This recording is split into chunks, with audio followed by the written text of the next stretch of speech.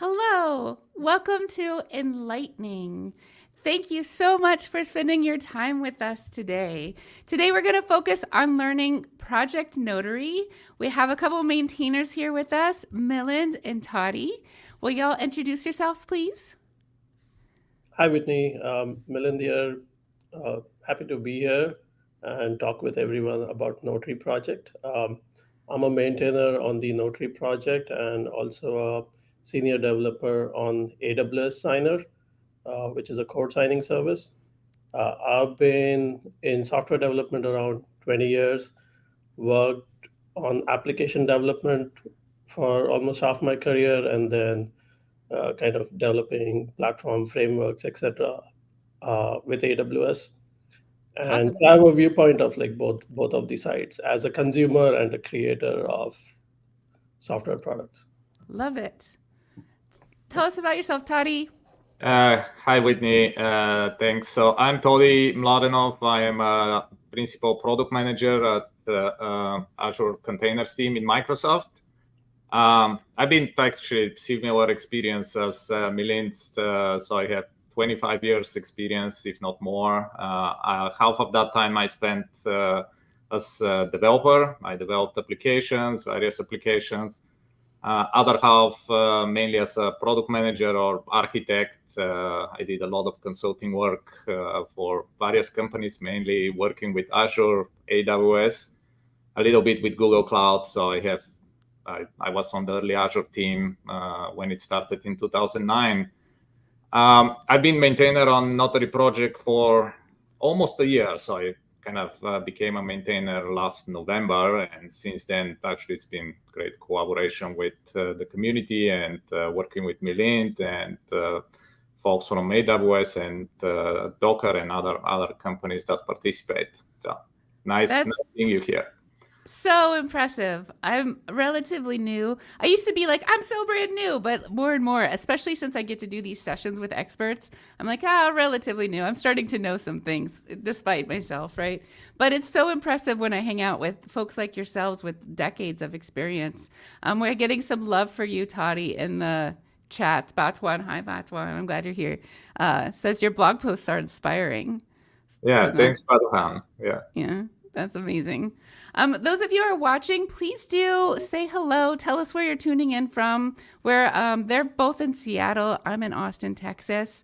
And also, I'm interested to hear like what folks in the chat, like what your experience with signing images. Are you signing images right now? If so, what technology are you using? Is there another question you'd like to know from chat? Yeah, so we're interested to understand, okay, what eventually they're looking when, for example, they sign images. So are they interested in like signing with, let's say, traditional certificates or some new ways to do signing? I personally, I use a lot like PGP and like SSH keys for signing, like personal stuff on GitHub. Is that something folks are looking at? And in general, any questions around, okay, not only container security, but software supply chain security? Yeah. If you ask that up top, we can get to it later in the episode too, as we're figuring everything out on the board. But I kind of like this angle of ending, like starting the show with the future of the project before we've really talked about the project. But it is really interesting to hear where people are at right now, so we can meet them there. And what were you going to say, Milind? Oh yeah, so also about like we're all in the supply chain or CI/CD stages. They are verifying images like at import time, pre-build, post-build signing, pre-deployment. Yeah, software supply chain is a fascinating topic, and like you can start with few controls, and you can incrementally enhance kind of the security posture of your CI/CD systems. That's exciting and fascinating. Kormaju's here. Kormaju's a regular. Thank you so much for coming, friend. Good to see you. I'm going to start moseying on behind the light board here. I'm going to drop some links into chat so we have them if we need them for later. And I want to dig in a little bit about becoming a maintainer. You're both maintainers. I know. Well, I guess maybe what does it mean to be a maintainer? And then like when you become one, is that like a voting system? I know like everything's really democratically done in these cloud native open source spaces. So tell me what it takes. Is it a popularity contest? Okay. I'll let Toddy take the lead here. I think he has more experience as a maintainer. Well, I became kind of pretty recently maintainer. Like with different projects. More fresh memories of how do you become a maintainer. Yeah. The way I kind of got into Notary Project was I actually have a colleague that was working on the Notary Project before me. We were kind of talking internally in the company about it, what we want to do there. I was kind of brainstorming with him a lot. And he said, okay, why don't you kind of just come and start looking at and eventually helping with the development of that. So the first step, of course, as every open source project, is really start contributing, attending community meetings, replying to issues, helping with what you can, and that's where kind of it started. Of course, after that we have a voting system, and we are improving voting system all the time. So we would like to be a little bit more diligent on that work. But at the end of the day, so you have other maintainers that are already maintainers on the project. They can vote you in, and then you become a maintainer. The way that we kind of are looking to improve that is really based on contributions, right? So because when you have people that are constantly engaged with the project, so as you said, democratically, that's better those people to make the decisions. So as I mentioned, so we constantly communicate with Milind, with other folks on AWS side. We have folks from other companies participating, and we're trying to grow this community. So we are welcoming anybody who is interested to participate. So it's not super heavy process, and you don't need to you don't need to commit code. If we are looking for contributors who can actually help us with various things like ideas about processes, documentation, helping with architecture and specifications, so all these things. I have a question. Yeah. Is it possible to be a maintainer without contributing code? You can be a contributor without contributing code. So far, I don't think we have anybody. Actually, I think it is. So, Milind, I think it is possible to be a. Yeah, I think that like on like strict terms, like for example, we have the specifications repo and we have implementations, and you can absolutely, like as a product manager, be a maintainer of some of the non-code repositories and be involved in the other projects as well. I think there are paths there. You don't have to strictly contribute. Like people may have a lot of experience around like good customer experiences or security background, and may want to provide that without getting into the implementation aspect of it. That makes a lot of sense. So I think from my side as a maintainer, I've been involved with the project for longer, probably around 2.5 years. Maintainer may be around a year and a half. And I think what was fascinating in this experience was just collaborating with people from other organizations and people across the globe with different viewpoints, people from different backgrounds.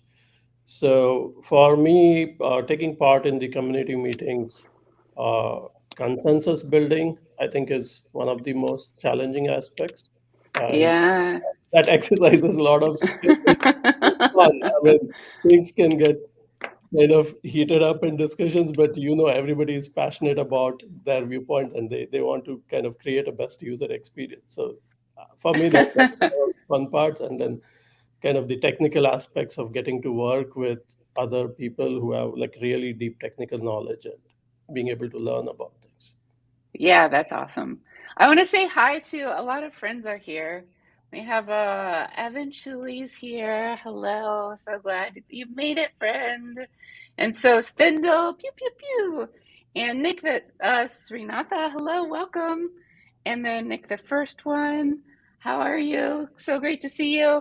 And then we got this question first. I thought this might come up. I didn't expect it to come up before we talked about literally anything. Yeah, I think we can talk about it at like a high level, and we can dig into later. Okay, perfect. So So let's Singstore repeat the is, question. How similar is this project to Singstore is the question. All right, take it away, Milind. so Singstore is more appropriate for open source projects, for open source projects that are developed and distributed. There are use cases around enterprise signing, and you may have certain security, internal requirements, compliance requirements, and that's where Notary is more appropriate. And we'll get into some of the features and differentiation later. But at a high level, that is kind of what I would say. So, and maybe to answer the question, so they both do image signing and image verifying. Yeah. And so Singstore might be better for an open source project when Notary is better for something maybe Yeah. enterprise or more compliance heavy. Yeah, and there are workflows where you would use both of them for different. Oh, I love that. Yeah. Cool. Yeah, the way we kind of on the Notary Project side approach it. So when you think about Singstore, like Singstore wants to secure the open source software, like everything else GitHub. So Singstore has very good integration, let's say, with OpenID Connect, like GitHub. I can go and sign my GitHub. So that's very, very good experience. The way we approach it with Notary Project is really enterprises. They most of the time develop software inside, and they already have signing infrastructure that is established there. So they have like X509 keys that they are using, and they like to actually have a smoother transition to more modern signing technologies than like using the legacy signing technologies that they used internally. So we wanted the Notary Project to give them a way to really easily transition to that this. Makes a lot of sense. Like Singstore's claim to fame is that you don't need to manage your signing keys anymore. Instead, you could use their public ledger Recore to verify the images, which is cool. But a lot of legacies, you're saying, already have really good systems in place for managing their keys. So like that doesn't feel like an advantage if you already have a good system going for that. Yeah. But we're getting way ahead of ourselves. So let's put a lid on that and talk about what the world was like before Notary existed. Like what caused it to need to get made. Yeah, I can speak about that. So first, maybe clarifying a little bit of the terminology. So Notary Project is the overall project that has several tools and specifications targeting like not only signing container images, but our overall goal is to go to supporting the whole supply chain for software, not only container images. So Notary Project has a specification, which right now includes the specification for signing, and it specifies portable signatures that we can use. Before you tell me what Notary is, I want to know I want to know the problem it's solving. So I do want to capture, I think, everything you just said. But just take Notary out of your head right now and paint a picture of the world where Notary didn't exist. I can talk about that. Yep. So I think the core problem is consuming trusted artifacts, and then we'll get into trust and what that means. So Notary allows you to consume trusted software artifacts. And so before Notary, was there not a way for artifacts to be deemed like trusted? Like, was it possible you thought you were going to use a MongoDB container image and instead you're installing like some sort of Bitcoin Yes, miner on your computer? Notary Project is actually, this is our reboot. This is a second iteration of the Uh-huh. specifications. And the previous version of implementation was based on a different set of specifications. And it did not have great adoption due to primarily two reasons. One is images are portable artifacts. You have them Uh-huh. hosted in public registries, so like portability. This is one of the things we'll talk about. Okay. Moving images from registry to registry and moving signatures along with them. And the Mm-hmm. second is around usability. Um, the previous specification was based on trusted update framework, called TUF, and that primarily does software updates. It's a framework for secure software updates. Works great for where you're the centralized publisher and you're, say, publishing browser updates or system software updates. But container workload deployments are different than that. So, for example, with container workload deployments, you want different versions to be supported. You want support for rolling back, uh, things like that. So there were Mm-hmm. usability challenges, and even though Notary, the first version, which was just called Notary tooling, was supported by a few registry operators, it didn't get much adoption. So we spoke more to customers and users and figured out why usability has been a problem. And like we started from scratch around, we want to build with integrity and authenticity, and we'll talk a little bit about that, what it means to Mm-hmm. consume tamper-proof images. It hasn't been modified. That is integrity. Mm-hmm. Authenticity. It is from the person that claims that uh, that they created the image. And we built on these basic concepts. We put in some extensibility features, like Toddy said. Uh, Enterprises have their existing infrastructure to integrate, and integrations with third-party key management tools. So we added those features. So at a high level, it is integrity, authenticity, that is your security aspect, and bunch of extensibility features. So before Notary Project, it was people had a hard time being sure where their container images were coming from or that they haven't been tampered with. That's correct? Yes, there were few toolings, but they had adoption challenges as well, and Okay. Notary tooling being one of them. And we kind of Okay. started from scratch, uh, and came up with this new set of specifications called Notary Project specifications, and the tooling is called Notation. Okay. So with early signing tooling, there were adoption problems. So now I'd like to talk about what Notary is. And so do we want to do two definitions? One for like Notary, the related, I'd associate Notary period just with image signing and verifying. Yeah. Do we want to do two definitions? One for Notary Project, one for Notary image signing? Well, let me take a stab of that. So first, okay. I don't think we should associate container image signing with Notary, because there are multiple tools right now that can do that. As Milind mentioned, Notary was kind of the first tool that did this. So it started in 2016, 2017. And it got some traction up until like 2019, but adoption stalled due to all the issues that Milind mentioned. Now, when we talk about container image signing, so you can use cosign for container image signing. This is actually part of the Singstore, right?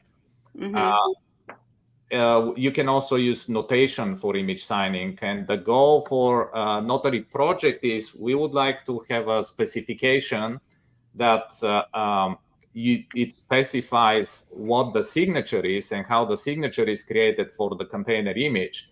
But different tools can implement that specification. And so the specification that defines what exactly? how the signature is created. Cool. And as Milind mentioned, so notation is another tool under Notary Project that implements this specification. So we have a library that you can use if, for example, you want to integrate the signing and the verification into other tools, like, for example, Kyverno is using our libraries to do that. Ratify is another tool which is using this, and we can talk about that later on.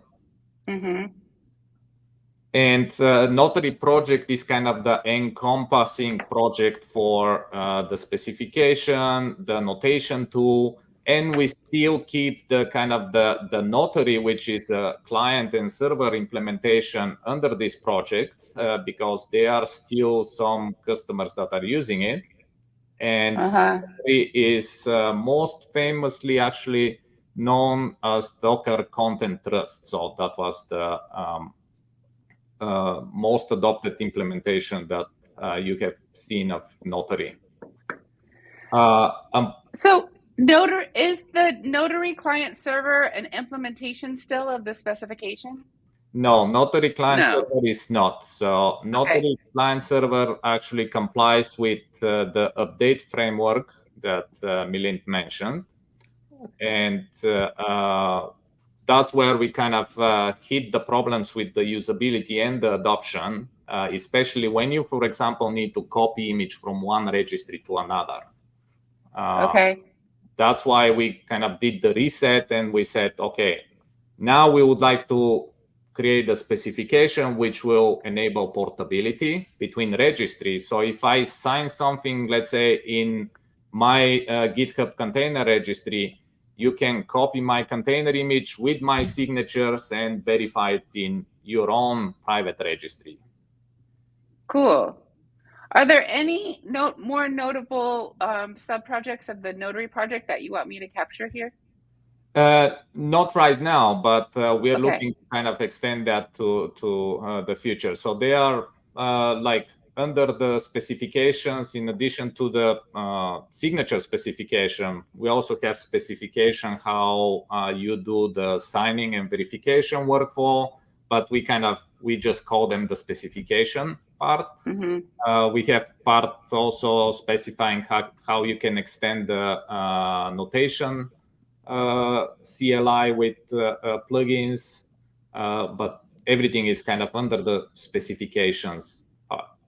Yeah, at a high level, this captures it well, Whitney. I think for the purposes of this talk, the Notary Project, which is the set of specifications, and notation, which is an implementation, is what we'll majorly be talking about. So those two terminologies are, you clarified that.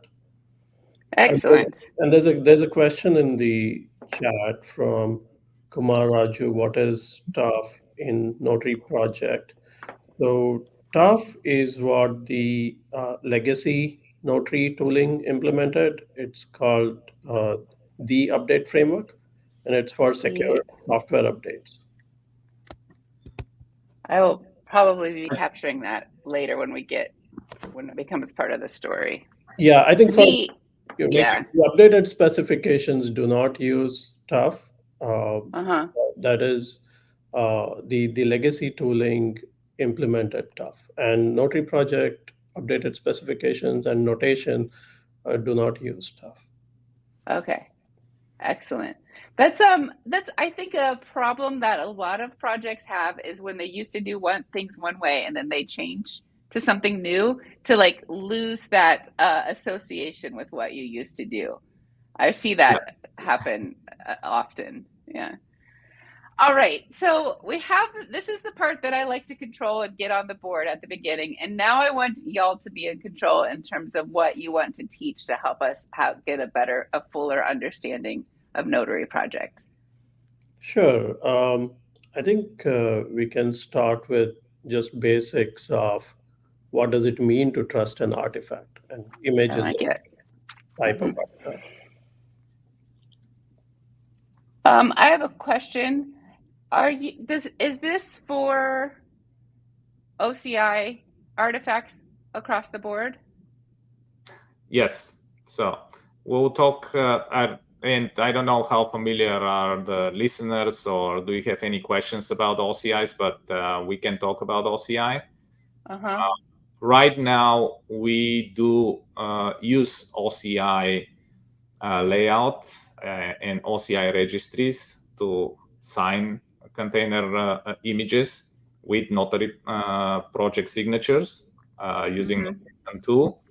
But we are also looking to sign in the future arbitrary blobs that do not actually use OCI. This is kind of Okay.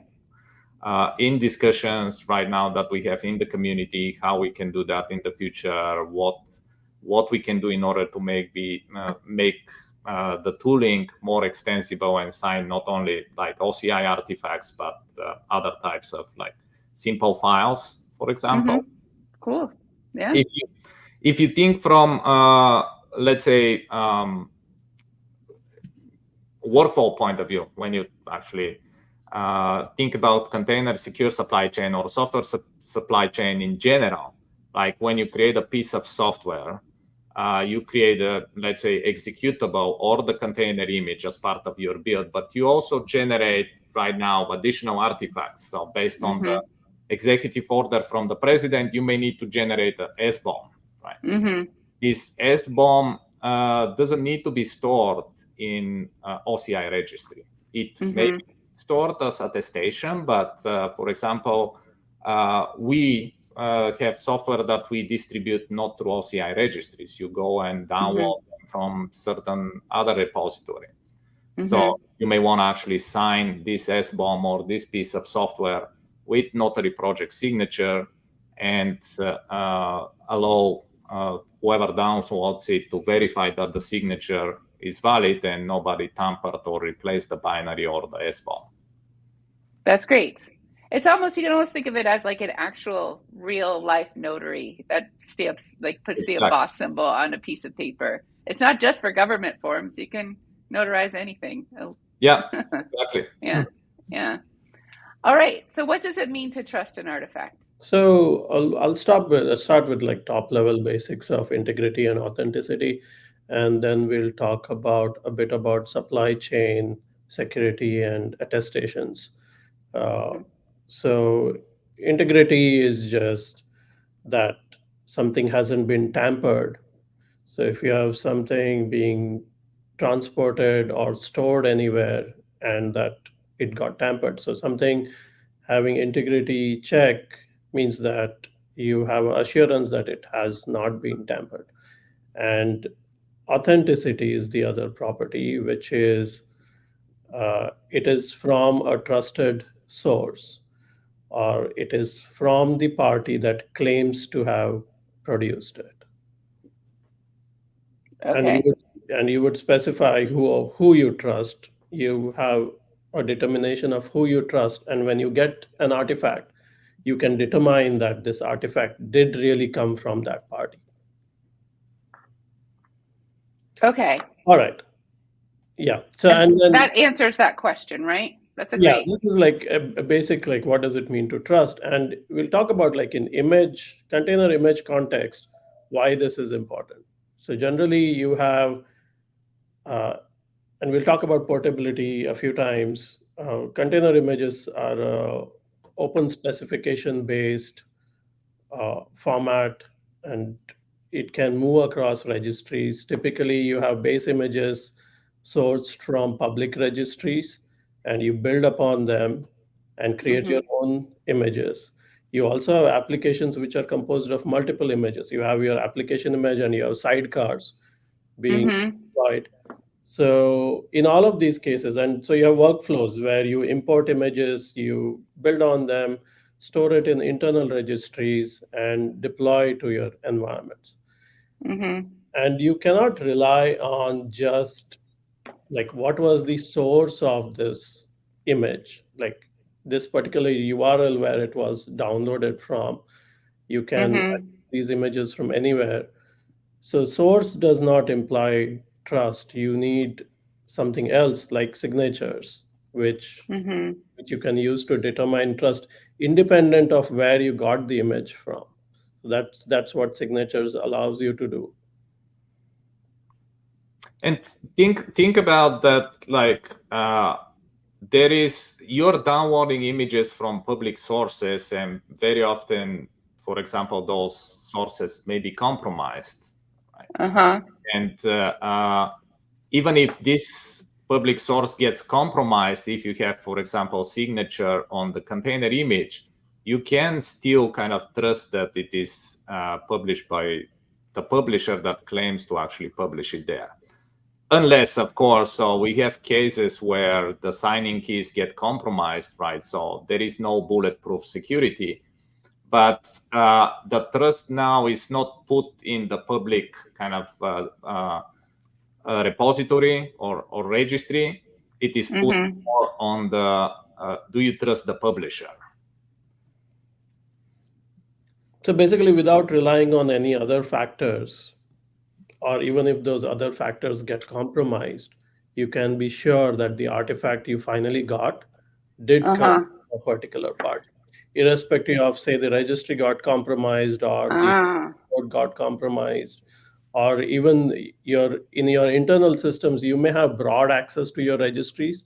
Developers may have access to your internal registries, and you can still have policies so that, like insider attack and those kind of threat vectors, you can address all of them by just relying on signatures. Uh, so I'm going to repeat this back to you.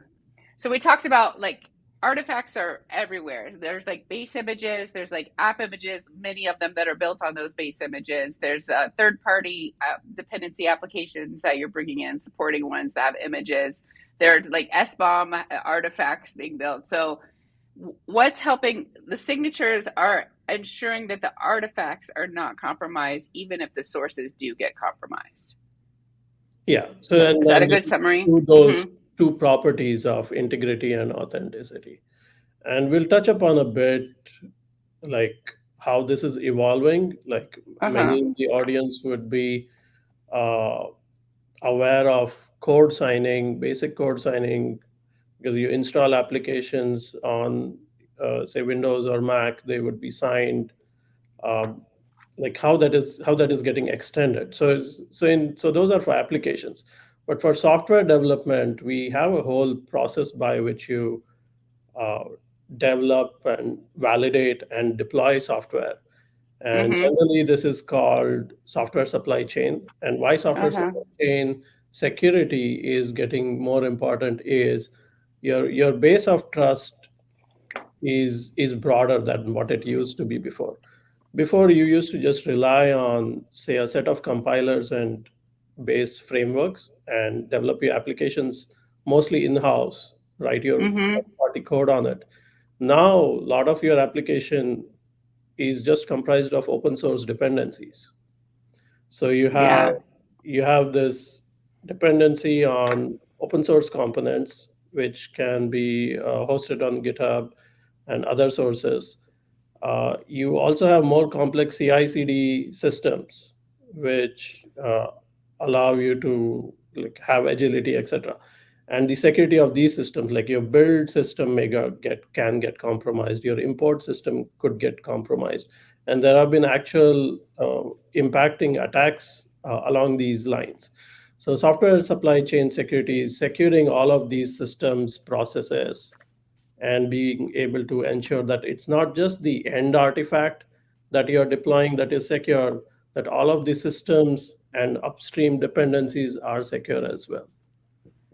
The artifact goes through a lot, from the time it comes from the source to the time it's deployed in production or whatever. It seems to go through a lot of different places and changes and all over the place. So this is a way to ensure the whole time that it's not getting compromised. Yeah. And then we'll touch upon attestations quickly, which is, Before you do, I think I'd like to write a definition of software supply chain because it seems like it's going to come up a lot. What do you think about that? So that would be the code, systems, processes, all of the things that touch your software development uh, process Message. or software development activities that leads to deploying software or creating software. Like, I think the most basic definition is that it's super broad. Anything that is involved in your software development process. I like that. We very often actually associate this to the supply chain for other things, like for example, food. You have like the farmer who actually has cows. You get the milk. The milk gets delivered to like a company that creates cheese. So they create the cheese, then the cheese goes to the store. You buy the cheese from the store, and you're a consumer. So that's kind of the supply chain, like typical supply chain.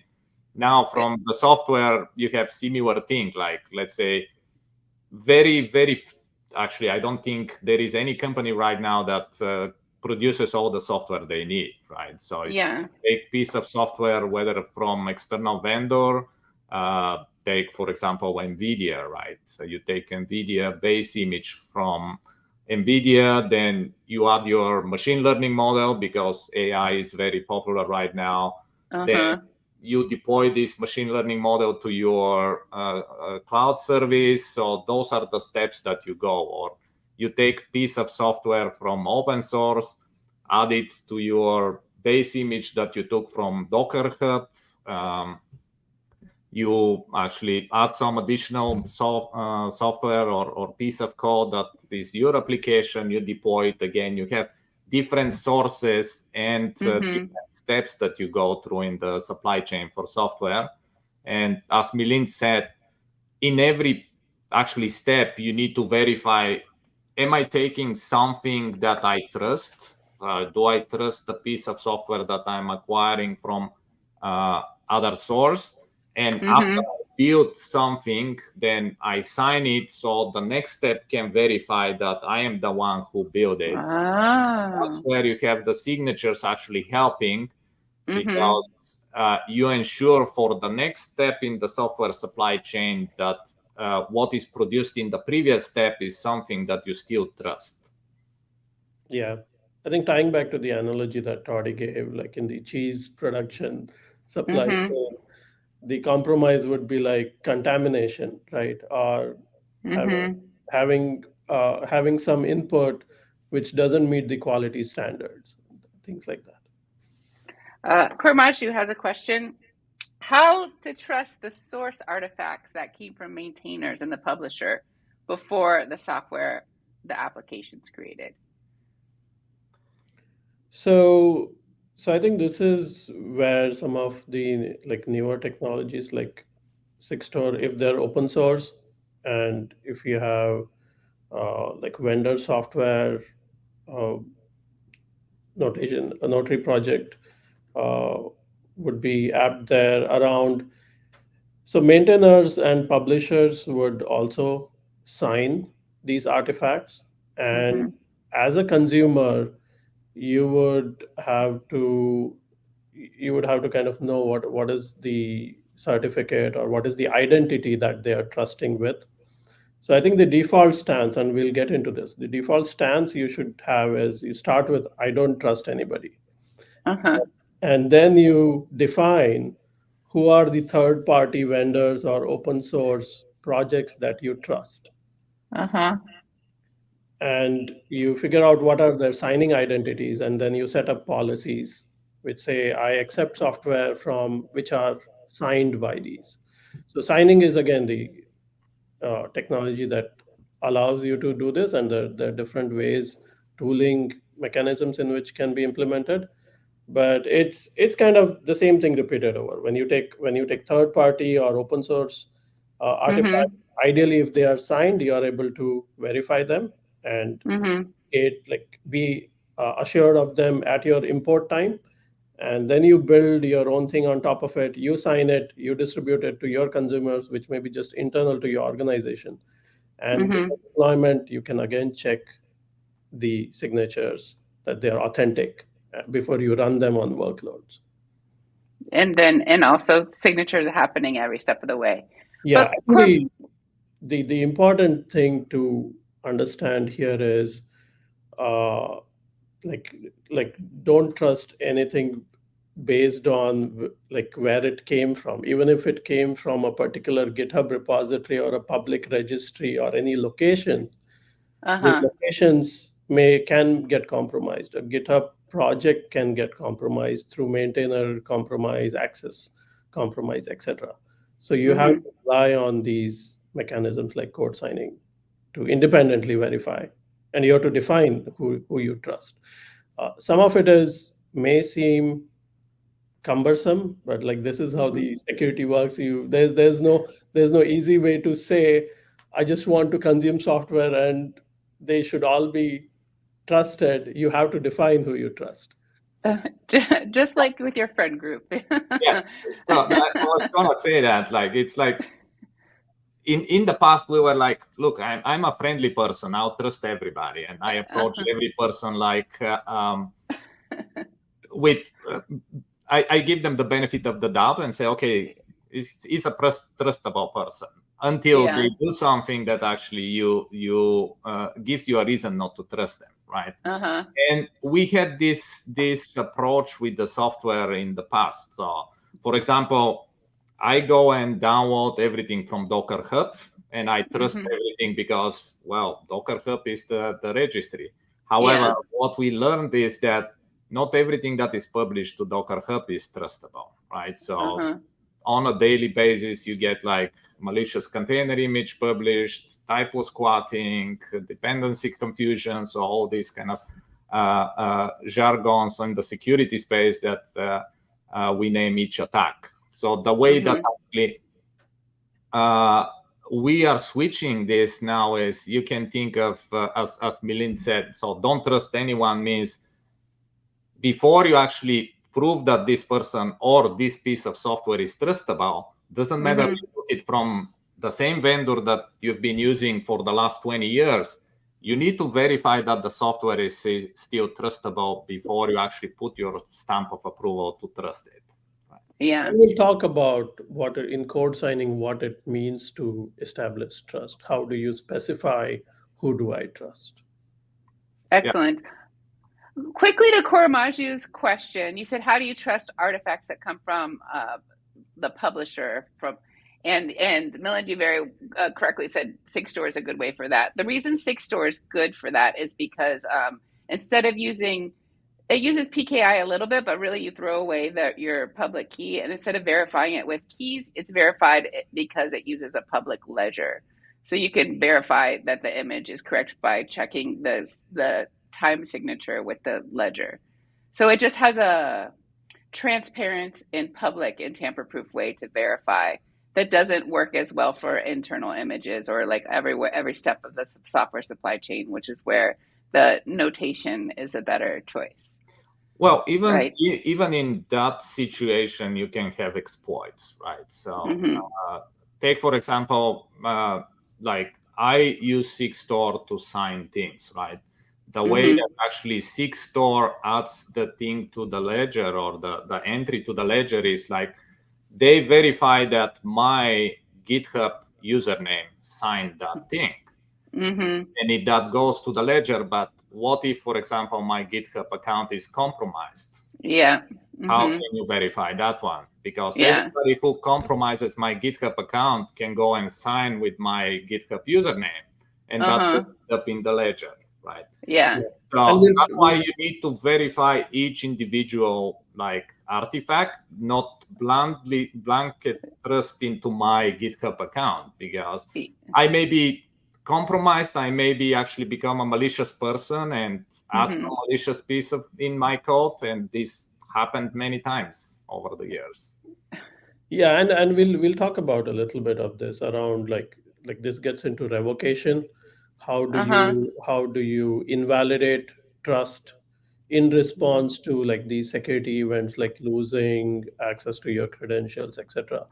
And we'll talk about how notation supports that versus like how it is more difficult to do with Singstore for example. And like there may be cases for even open source projects which want this control to be able to say, I signed something, but if I have a compromise, I want to indicate to all my consumers in a very easy way that trust has been revoked. And you can use notation there. Like we'll talk about the differences and like, yeah. Cool. What do you want to do next? I think we can dive into, I think we talked about a bunch of kind of context setting. I think the last piece would be attestations, because this jargon will come up, and I think the next thing after that we'll jump into all the Notary Project stuff. All right. So attestations is, I think a simple way to think of it is richer signatures. Previously, signatures just used to mean somebody has signed off. Typically, before you publish software, somebody would sign it, and that vaguely means this is good to consume. And in modern, like in modern world with supply security chain attacks, etc., what is good to consume is more difficult to define. You need more metadata than somebody just saying this is good to consume. So that's where other things like vulnerability scan reports and software bill of materials, SBOM, those kind of artifacts, or build provenance, those are additional metadata, rich metadata that allow you can capture those, you can store those. For example, with the log4j or log4shell vulnerability, right? If you are consuming packages which had a log4j dependency, having the SBOM along with the signature, which says this software uses log4j version X, there are ways in which you can consume this raw SBOM data and in your tracking system. There are open source projects for that as well. And when you want to react to a vulnerability, log4j version X is vulnerable, you can go to your systems and say, find me all the things that depend on log4j. Find me all the environments where these were deployed. And that's where the richer metadata helps. So attestations are like signed statements, and those statements can be SBOM, vulnerability reports, and other rich and structured information about the software artifact. Just to add to that, so Whitney, think of it like when I produce a piece of software, right?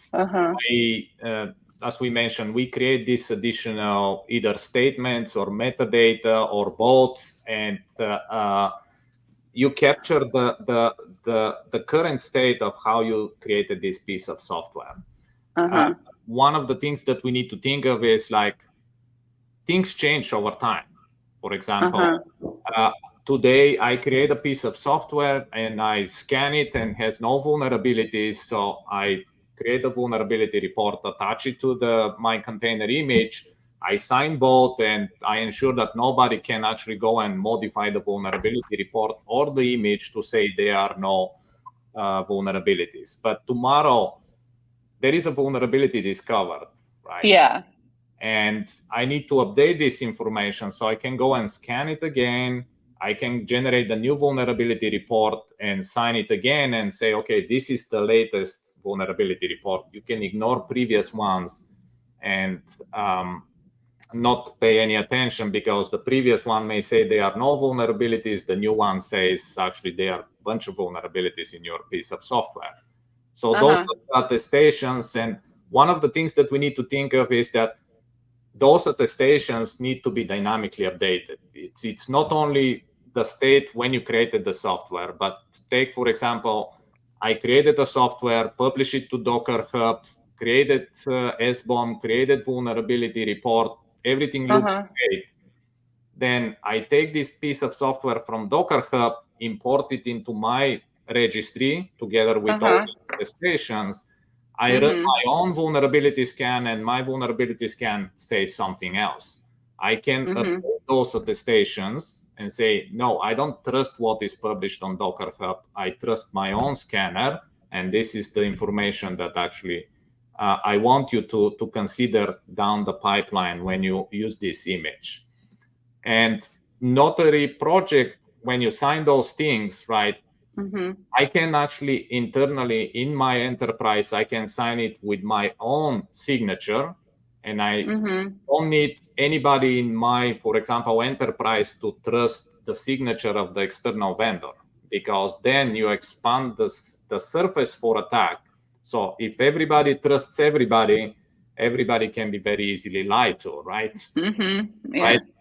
While internally, so I am more willing to trust, let's say, my enterprise key than the Toddy's GitHub, for example, name, right? So is it correct to say attestations are signed statements that can be dynamically updated? They can be appended. I don't know whether updated, because once you sign the statement, you cannot update it.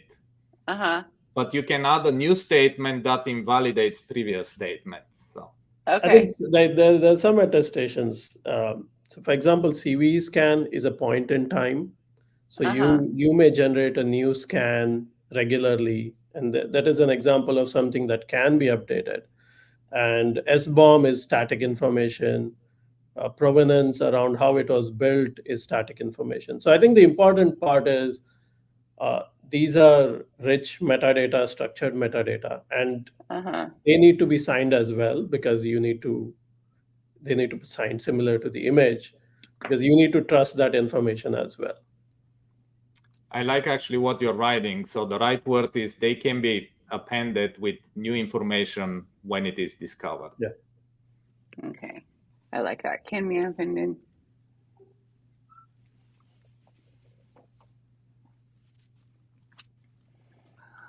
With new info when it is discovered. And then attestation, rich metadata. Yeah. Even when you think, for example, build provenance, right? At certain point of time, I may trust this build that actually was just about. But 2 weeks after that, I may discover that my build infrastructure was compromised, and I may want to add attestation to say, don't trust this image because it was built during a time that the build system was compromised.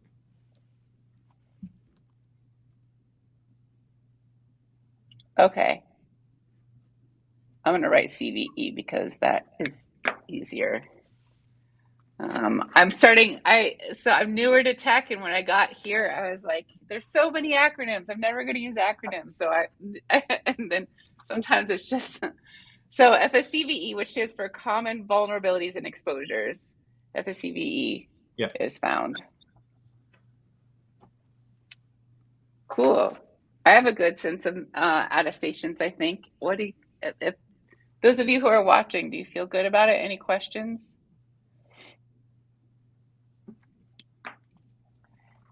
Excellent.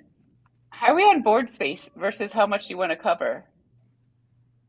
Yeah, I think it's good. We'll see. I think we did a lot of context building. I think we'll jump into notation stuff, Notary Project specification now, and I think it is good. Okay. What's next? I think we'll talk about signing and verification to start with, and then we can get into some of the extensibility features for integrators. So let's start with signing an image. Cool.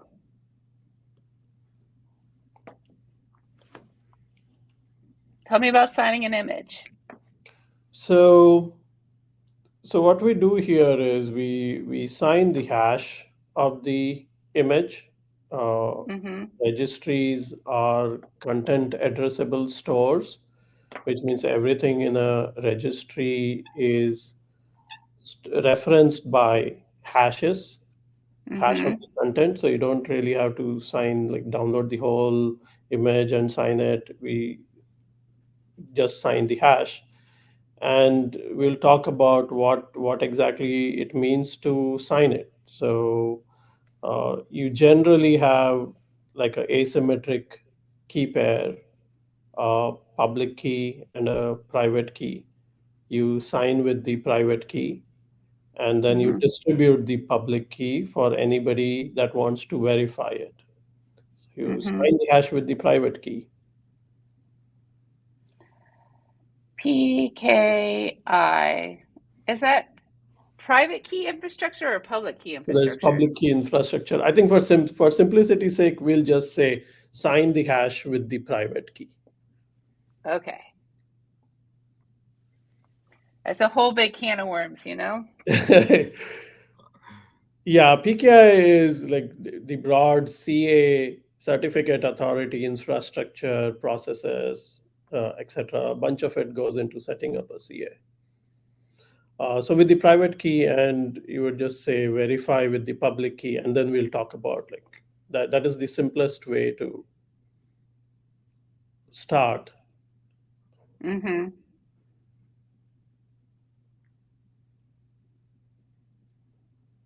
Excellent.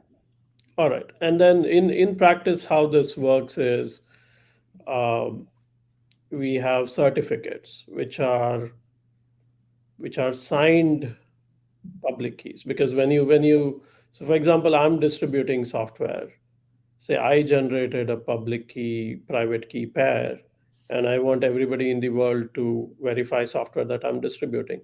I would provide them my public key, but I could just publish the public key, distribute it in any way, and that can be intercepted, modified, tampered as well. So how does somebody trust my public key?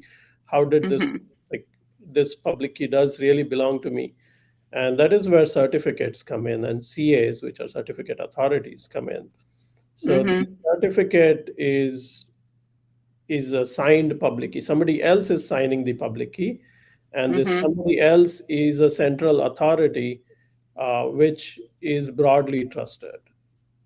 So, for example, in an enterprise, you may have a trusted route through which, like through a trust chain, all of the certificates chain to a single root certificate. Or you have public CAs, which when you go to a public CA, they'll actually check that you are a legal entity, a person, or an organization.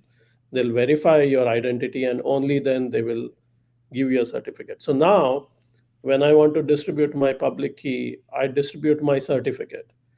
And the consumer of the certificate has to check two things: that my certificate was signed by a third party that they trust.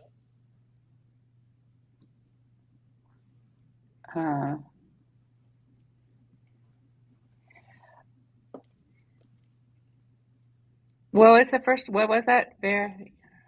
So basically, we're verifying the you public verify key. that the Two public things. key is trusted. Two things. What was verify that the public key is the And source of the then public you are keys? able to verify the signature. Again, like we're getting into the verification workflow here, but at a high level, this is just like why certificates exist, so that you can prove your identity to somebody else in a easy way. So really, a certificate's a signed public key. It's used to distribute the public key and verify the public key. Yeah, the distribution there is like decouple the different mechanisms to distribute it, but it's really how do you authenticate an identity? How do you trust an identity? So somebody, I think like we talk about integrity and authenticity, right? Here is where we go to the authenticity part. So you want to know that the public key really belongs to Milind when you actually want to get a software from Milind. And the public key being signed by, let's say, the certificate authority means that the certificate authority verified, let's say, the company information for Milind or his driving license and so on. So it gives you some assurance that this is really Milind and not somebody who tries to represent themselves as Milind. Yeah, I think the easy way would be in that analogy, say, Whitney, you are the certificate authority. Okay, I I like would that. come to you and I would tell you, sign my public key because I want to distribute my certificate. And you would Okay. say, prove your identity in some particular ways. Of course, you know me, but like I would give you my driver's license or other things, and this is who I am. Then you sign it with your private key, and then the world knows you. You have built trust. So, The way I've heard it, actually, with you bringing up driver's license, is like yeah. the driver's license company, like the issuer, is the certificate authority. Right. If you want to get a driver's license, you have to prove other ways Yes. that prove your identity, and then they give you a driver's license that you can show to people. So when so in that example, when I go to Toddy and say, "Here's my certificate," Toddy would check two things. Toddy would check, is this certificate signed by somebody that I trust? He already trusts you. So that you are the root trust you. And then he would check, a signed artifact came in, can I verify this with my public key, which was inside the certificate? So let me play a little bit with words here and say notary. But when I say notary, I mean the real notary, like real life notary. Okay, yes. When you go Who stamps to a boss's paper. Yeah. Yes. They have a stamp and they check your driving license or your ID and they say, yeah, Milind actually is this one. I will put my stamp, my notary stamp, and I'm registered with the state officially. So I have some kind of level of assurance that if I look at the document that the notary stamped, right, and it says that Milind is the one that actually created this document, I can trust it more than if Milind gives me a piece of paper that he just signed. It just says, I am Milind. Here you go. Yeah. Here you go. So that was a bit about like roots, CAs, roots, and public key, private key. In terms of like getting back to the signing workflow, we are signing a hash with a certificate. And what we do there is we have a plugin framework that allows you to integrate with different providers. Okay. I'm writing this on the board and I'm following, but like I want to be clear about what we're talking about. Are we talking about generally signing an image, or are we talking about Notary's version of signing an image? Both are similar, actually. Like generally signing an image means you go through this flow, and this is what Notary does. What the Notary Project specifications defines is what is the signature format. We'll talk about JWS and COSI being the actual signature formats and how to verify it. So the specification gives you the exact details of how to do it. This is the general concept. Okay.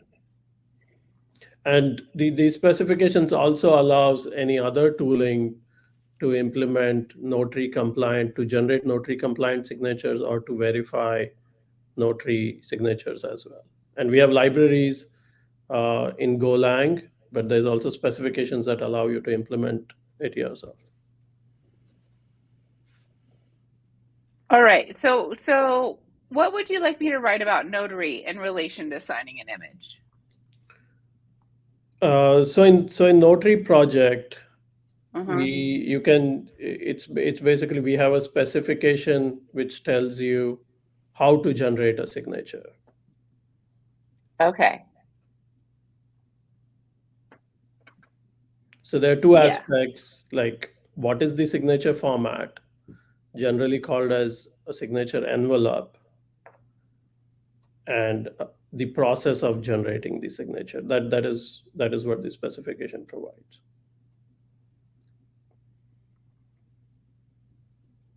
I think there is one more piece, which is like, what is the level of security that actually we accept, which is whether that's actually certain encryption standard. So we limit the encryption standards that we support to more secure encryption standards. So, for example, you cannot go and sign with, I believe, MD5 or something that actually is not easily hackable. So I think Milind said two more things about the specification specifically. So there's an encryption standard, and what are the crypto standard, the signature envelope, which is the format. You can just say that is the format of the signature. The signature envelope. And I'm going to write format. Yeah. Signature format, and then what's the was there a third thing? And then the how to create the signature we already talked about. You take the hash and you can add that. That would be how to generate a signature. Like you have all of these things in the specification. And again, we are talking about like more abstract things here. We'll talk about what does notation tooling actually do when you sign an image. And what it actually does is you say notation sign, here's an image reference, and the image reference can be a tag based or a hash based, digest based. Notary will get the image descriptor from the registry, it will sign it, and then it pushes that signature to the registry. So you have the images stored alongside your image, images, the signature stored alongside the image. So when you verify, it's right there for you to download and verify it. And this is where kind of your initial question about OCI comes, because right, we use the kind of the OCI APIs that the registries expose to go and, for example, find the signature based on the reference to the image that we receive as part of the request to sign or verify.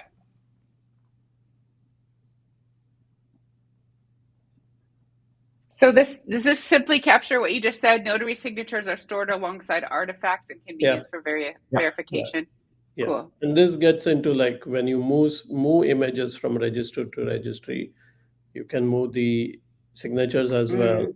You don't have, you can implement flows where you don't have reliance on any external endpoints. You can just only have a dependency on your registry. So therefore, signed artifacts can move between registries. Yes. We have a question. Let's see. Cormaggio, you're the best. Notary Project made this sign an image automatically. I'm not like sign with the hash and verify PKI. I'm not sure I understand the question. Yeah, I would like some clarity as well. Currently, I think if I understand the question, it doesn't sign it automatically. There's tooling. So you typically use tooling like Docker CLI to interact with images. You would use the notation CLI to sign and verify images. You typically would like script it along with your existing build and Docker pull for deployments as a post step for build and as a pre-step for deployment. So before you deploy, you would call notation verify this image. So these are additional steps that you would add to your existing workflows. Cool. All right, what's next? Toddy, unless there's anything we want to add on the signing part, we can get into verification and we can talk about plugins in the extensibility part. I think we can talk a little bit about the signing formats and the envelopes and what are the benefits actually of each one and where you can use it. That's one thing that and I can actually start. So as Milind mentioned, we have two signing formats. One is JWS, which is Java Web Signatures, very similar to Java Web Tokens that are used for authentication. JSON Web Signatures. Yes. Sorry. Thank you for correcting me. The other one is the COSI format, which is actually a binary format. It's not JSON or text-based as JWS. And the reason that actually we added those two type of formats is, first, everybody knows JWS or JWT. So current implementations, they, for example, people are familiar with Java JSON Web Tokens. They know how actually to create such type of signatures. It's very easy migration. If, let's say, I want to sign stuff, this is already used in the authentication flows, and I can use the same signatures for signing content. Go ahead. Will you repeat the first one? This is all brand new to me. So JWS was the first one? Yeah, JWS stands for JSON Web Token, Web Signatures. Web Signatures. Okay. And you said, and so this is pretty ubiquitous, like it's a common. Yes. It's very common, yeah. It is JSON actually file or JSON. Yeah, it is JSON format, and it can be used to sign JSON or binary content. I think at a high level, this is an existing and widely used signature format, and that is one of the formats that we support. And then we added support for COSI. Toddy, if you want to talk about COSI too. Is COSI C-O-Z-Y? C-O-S-E. That stands for CBOR Object Signature and Encryption. Well, like cyborg, it's like no. CBOR Object. Hold on. It was cyborg, yes. That no, CBOR? CB like Bob.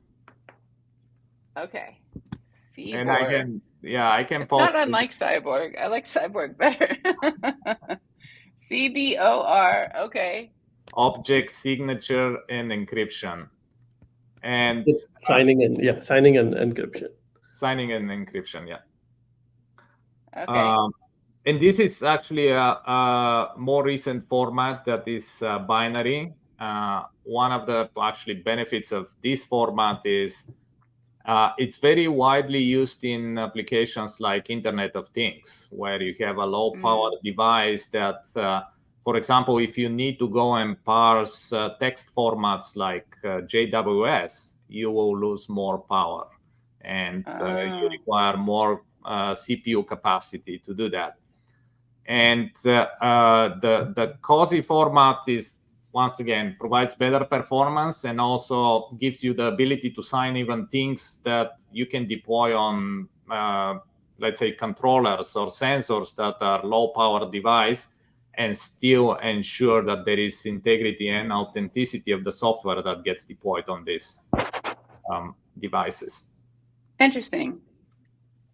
And is this, you said it's stored alongside, is it stored like in the metadata? It moves with the image? No, it is stored as the so-called OCI artifact. So if you think about the container image is right now a OCI artifact or OCI image. So the way that image is represented in the registry, you have a manifest, and this manifest points to the actual blobs of the image layers. Okay. The signature is actually stored the same way. So you have a manifest for the signature, and the single layer that actually represents the signature, which is either the JWS file or the COSI binary, is linked from the manifest. And the signature manifest has a special field that says this signature actually refers to this particular image. And as Milind said, everything is content addressable, which means everything is referred by the hash. If I change anything in the image, in the signature, in the manifests, Mm-hmm. those links, they will be signatures broken will and you cannot validate it. Cool. Excellent. What's next? We'll talk about verification next. And I think the way to start about verification will tie back to the default stance that you have there. So the Notary Project tooling, that is notation, does not trust anything by default. And you have to configure it, and we'll talk about how you configure it. Oh, okay.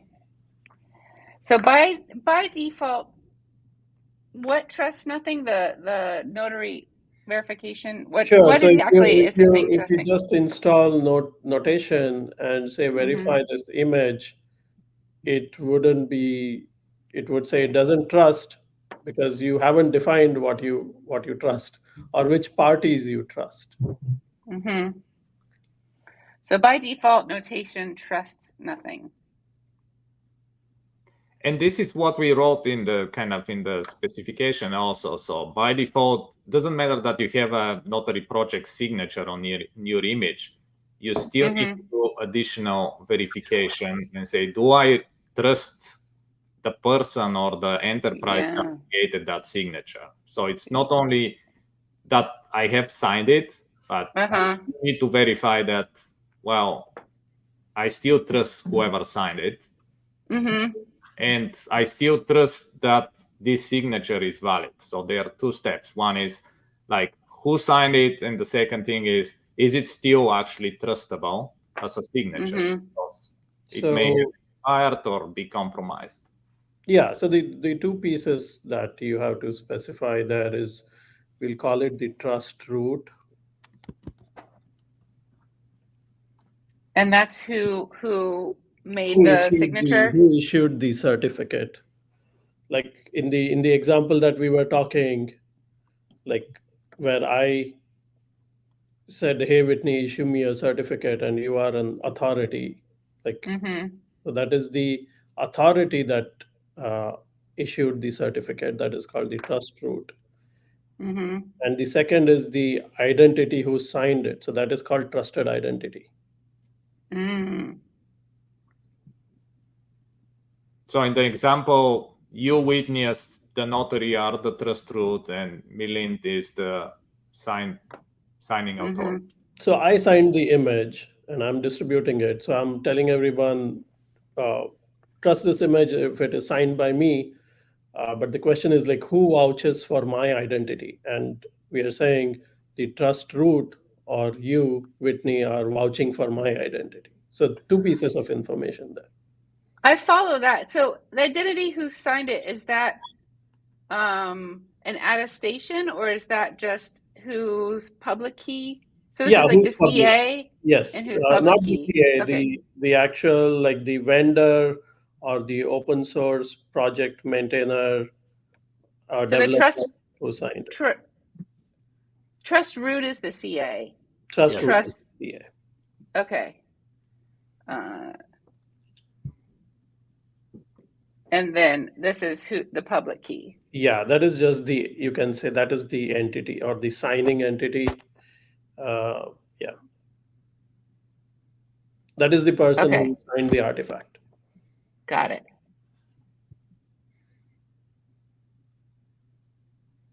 If they sign the artifacts, then it's the private key.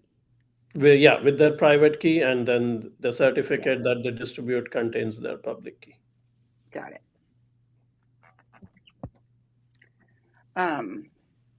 I feel like PKI is like complicated enough, and public and private, like those words are so similar to one another. It just makes private key. For the end users, though, they don't really in their policies they don't specify the keys. Like they just specify certificate attributes. So they say this certificate organization was this, the name was this, etc. So they use human readable attributes, not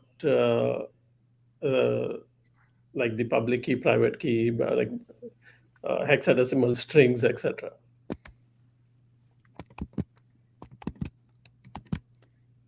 Okay.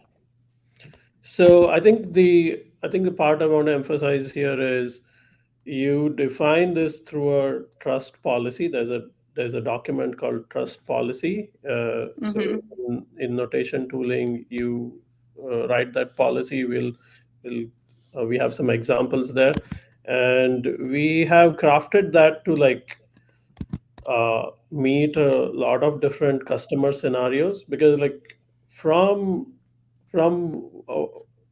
kind of what I've seen, like the usability of this is important, and like flexibility around different scenarios. And so we have different verification levels that you can specify for your. So there's like a strict verification level that does all the checks. There's a permissive, there's an audit, and we'll just talk about these three. Like you can do a strict verification, you can do a permissive verification, you can do an audit verification, and like in which scenarios you do that.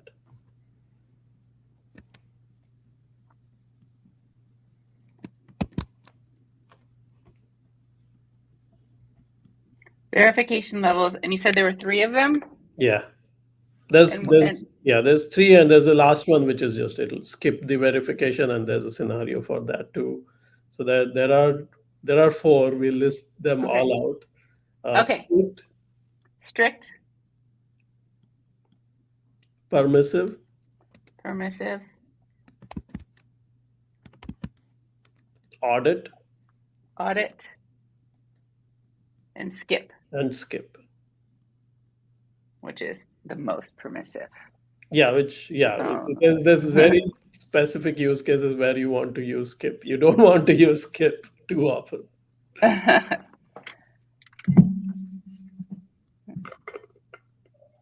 Excellent.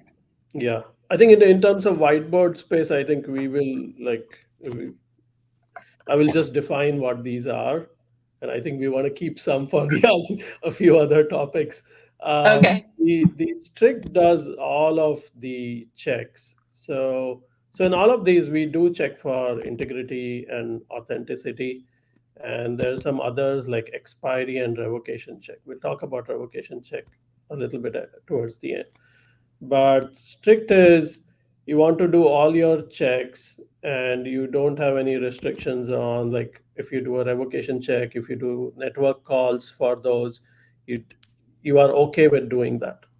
Mm-hmm. Generally, like during your import time or build time, you can use this strict that will do all of the checks. And then the permissive doesn't do some of the time based checks, uh, Okay.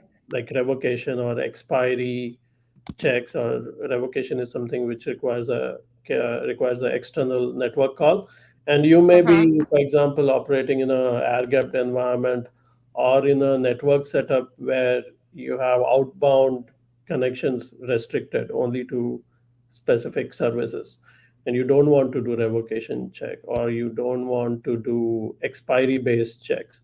So you can use permissive, so it still gives you the authenticity and integrity, but doesn't do some checks which balance it out with like availability and network and like Time. gap situations.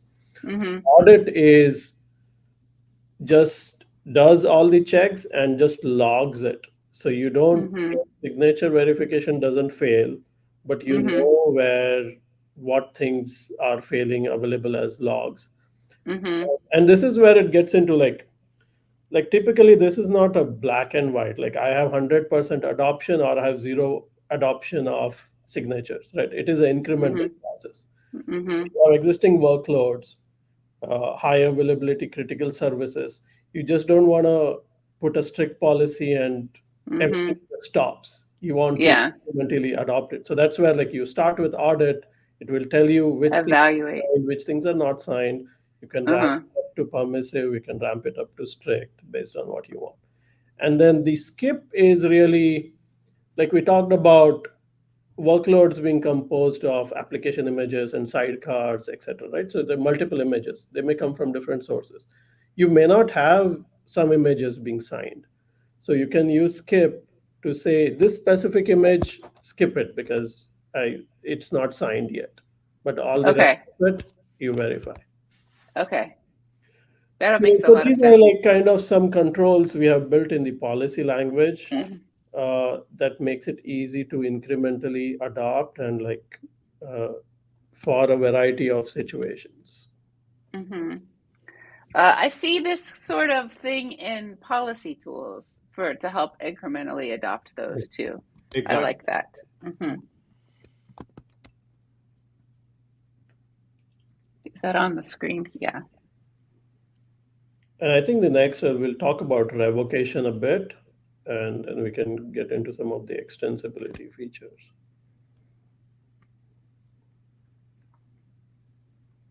Okay.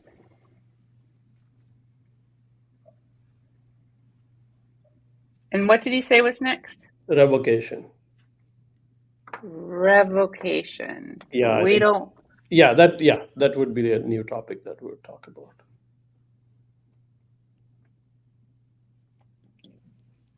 There's a question from Kumar Raju. Oh. Does Notary Project make integrity and authenticity automatically?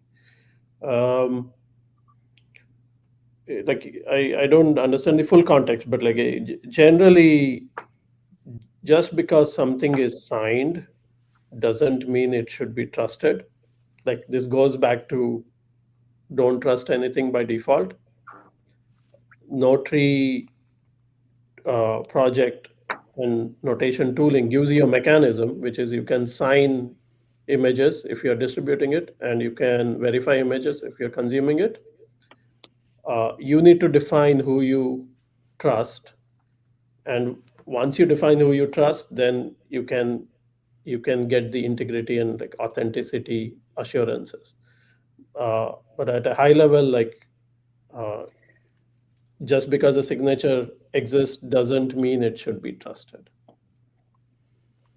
Maybe I don't know whether he can clarify the question, but I think he may be going back to the original Notary implementation, where when you push the image actually and Right. it gets signed. So the way that worked in the original implementation is that there was a completely separate infrastructure that was sitting next to the registry that was managing the keys. And also when something gets pushed to the registry, this infrastructure monitors what is pushed to the registry and automatically signs it. So the new specification doesn't have such functionality specified. So the Notary Project specification for signatures and the notation tool does not do that. The reason being is we would like to use existing infrastructure for managing the keys. So we do not think that, for example, key management belongs to the registry, and OCI doesn't have any part of the specification that actually specifies key management. And there are enough key management systems that are actually very secure, much more secure than an infrastructure that actually we bring together with the registry, that you can store the keys, like hardware security modules and so on. So this, as Milind said, with the new specification that we created, our goal was portability of the signatures and not to actually automate this process as part of the registry infrastructure. So that's kind of the big difference between the implementation of Notary that was based on TUF and the Docker Content Trust was using, and the new kind of specification. So with the specification now, you can use any KMS systems like AWS Signer, Azure Key Vault, anything else that you run, whether internally or externally. Like Venafi is actually working on a plugin for that, and so on. So I can use my existing key management infrastructure, and I can use notation to actually sign as part of my CI/CD pipeline or as part of my import and so on. The other thing with kind of the previous implementation in Notary was like the signature happens when you push the image. One of the things that we are also targeting in the future is I would like to sign something before I push it to the registry. And with the implementation, the TUF-based implementation of Notary, I cannot do that. The reason being is like, if I don't trust the registry that I'm pushing to, between the time that the image is pushed to the registry and I push the signature, somebody may replace actually the image, or it can be used for man-in-the-middle attack to actually give me something else to sign over the line. And that's what the new signature specification avoids as attack, because now I can also sign before I push to the registry. And I decide when I sign it and not the registry infrastructure. So think of like the registry may not be a trusted actor. Like I may want to actually push signatures to Docker Hub and I don't trust Docker Hub, or I want to push signatures to GitHub Container Registry and I don't trust the GitHub Container Registry, but I want to ensure that my image is signed before I push it. And even if the registry is not trustable, at least I can ensure that my image is trustable. Yeah, I think that answers it in the right terms, and he was asking. Yeah, to add to that, yes, the previous legacy Notary tooling had inbuilt integration with Docker CLI, such that when you pushed images, it would generate signatures. But it also relied on registries having support for additional server-side components, which was not supported broadly in all public registries. Whereas Notary Project is just built on top of OCI specifications, which means you can use it with any registry without having the registry operators having to do any additional work. So the adoption is easier. When did the Notary Project get rebooted and to be the specification instead of the legacy client server? I think it's been around two and a half years, where from the time we started working on the new set of specifications and set a new direction. Yeah, I believe end of 2019. At least that's my... Yeah, yeah, it's more actually. It's becoming almost 3 years now. Yeah. Wow. Nice. All right, revocation. I signed something and I take it back. I don't want it to be signed by me anymore. Sure. So what do I do? Let's talk about this. So at a high level, two scenarios: revoking an identity and revoking a signature. Okay, let's talk about revoking an identity. So in the example that we were talking about, right, I am signing images.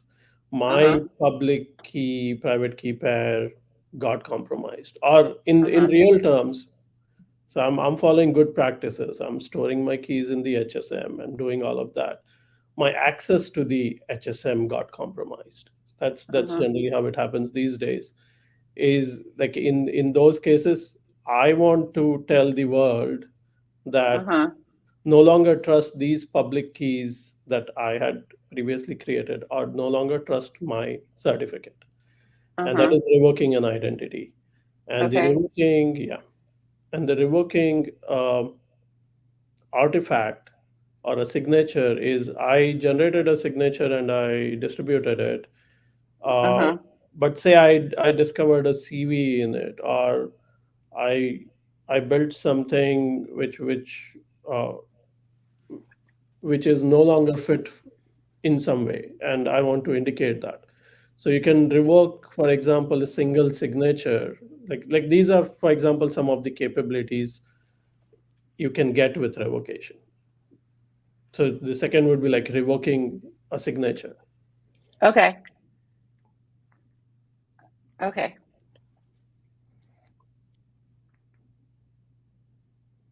The way you can think about that, Whitney, is like I have like my private key that I use to sign every individual image that I built, right? And let's say I built 5 images and they are signed with my private key. So if I revoke my identity, right, all these 5 images become untrustable because I don't trust that identity anymore. If I want to actually invalidate only one of those 5 images, I can revoke a single signature. And that's what our signature specification and the revocation flow allows you to do, which means that if, let's say, one example is, and I'll revert back to the famous SolarWinds example, right? So SolarWinds have been signing their software for years with the same identity, right? And let's say, imagine that they publish new version of their software every month. So for 2 years, they sign with the same identity. Every month, they publish a new version of their software, and which means you have 24 versions signed with the same identity. However, they discovered that between March and April, their kind of signing infrastructure got compromised. So they won't actually invalidate only 2 of those pieces of software and keep the other 22 still valid. Okay. That's kind of the second example where they revoke just a single signature and say, don't use this piece of software, use the May version of our software. Yeah, that makes sense. And then, so with the Notary Project specifications, we support more traditional ways of doing it. These are called like CRL, OCSP checks. We won't get into the details of that, but basically it supports existing certificate authority-based mechanisms. And through the plugins, we'll talk about plugins, it also supports other ways of doing it. And I'll talk about an example of that, which allows you to like use newer mechanisms or specialized mechanisms. But the takeaway I would say is we feel that revocation is an important security control, easy to sign and get started and distribute artifacts. But it is very important to have a mechanism to deal with security incidents as well. We already have that built into this tooling with revocation support. And to contrast with, for example, with Singstore, the process of generating signatures is simple. They don't have a similar revocation story. For example, in Singstore, if you revoke, you need each consumer to know the identity that was revoked, and they have to set it up in their policy. So what it is, if you are a Singstore consumer, in your verification policy, you would set up a deny list of who I don't trust. And you have to discover that who you don't trust. You would look at like CVE bulletins or other mechanisms, right? These are manual mechanisms. Whereas with notations revocation support, you're just relying on these automated mechanisms where a publisher can revoke something and then the consumers can automatically discover that and their verification would fail. So no additional action required by consumers. Yeah, know it about sounds like a pretty manual process for Singstore. Yeah. And the other thing is also the granularity of revocation, right? Once again, if I revoke identity, I revoke everything that is signed by this identity. And I just want to revoke just one piece of software and not everything that is signed. Yeah. I'm going to say hi to Fuel Snobble. Hi, Fuel Snobble. Fuel Snobble is a regular. Fuel Snobble was a guest talking about incident management. So it's funny that security incident came up when they said hello. Hello. Yeah, there's a lot today. It's pretty exciting. It's fun. And I think this is a good point to, before we get into extensibility, touch upon like comparison between some of the technologies like Singstore versus Notary Project. So we said at a high level, Singstore is more apt for open source projects. It has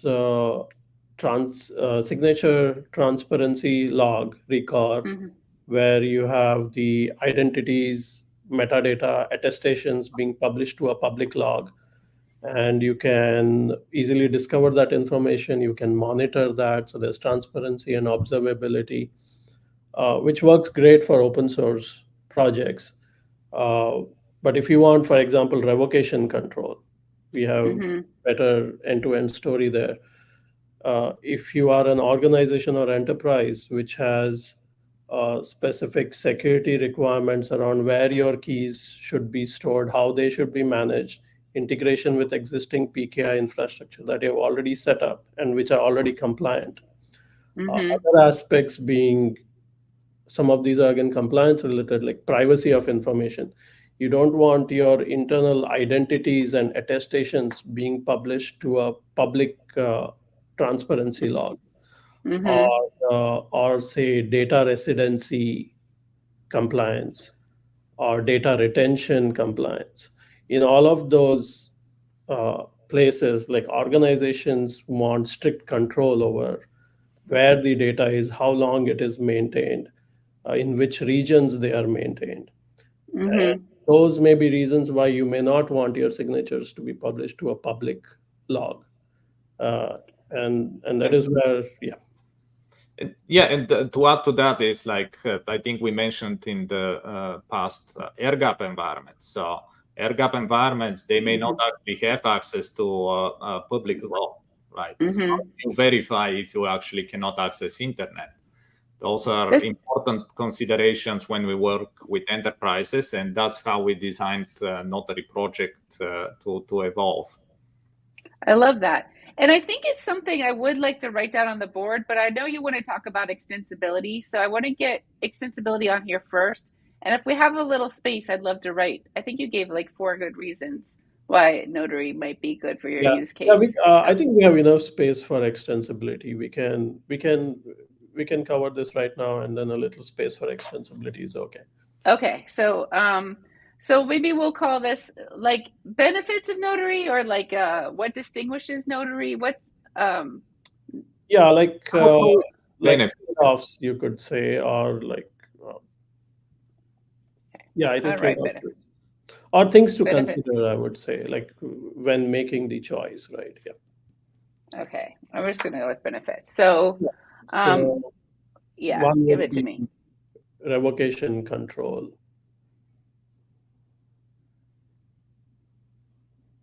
Is it a C and not a K? It's a C. It's a C. I think it's a funny one where if you say revoke, it is a K, and when you say revocation, it is a C. I missed that actually.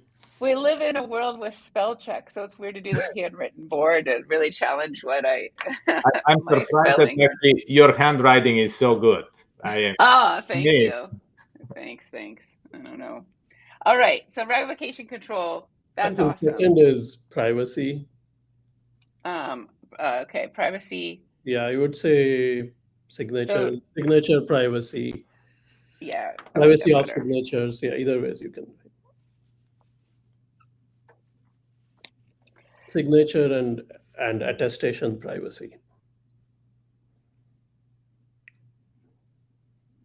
That's a good point, because, like, for example, some enterprises may want to add additional attestations to their images that don't need to be visible. We have like customers asking us, like, I would like to add, for example, the team that owns this image within enterprise. So, but I don't want to expose this information to the outside world. So if I publish every attestation to a public log, then the emails of my team may show up there. Yeah, totally. Like, for example, SBOM, what is the set of dependencies? Makes sense to publish it if you're publishing public software. But like provenance information on what it was built, which server, what software versions internally were used, or internal identities, machine identities, and people identities, you don't want to publish them. And Yeah. keep in mind that such information may be used for attacks, right? So if I have knowledge of internal infrastructure of somebody, I may actually figure out a way to do it. So publishing. Yeah, for example, you can know what exact version of softwares were used in a build environment, etc. Things like that. I think the other would be compliance, and under compliance,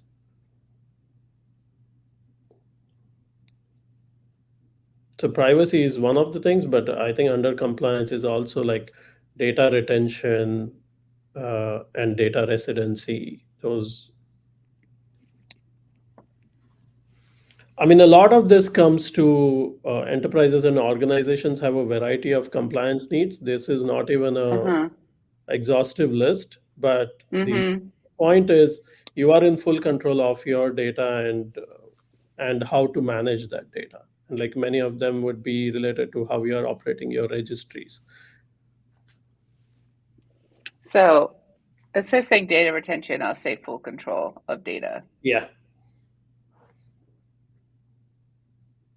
And then Toddy said something about air gapped, right?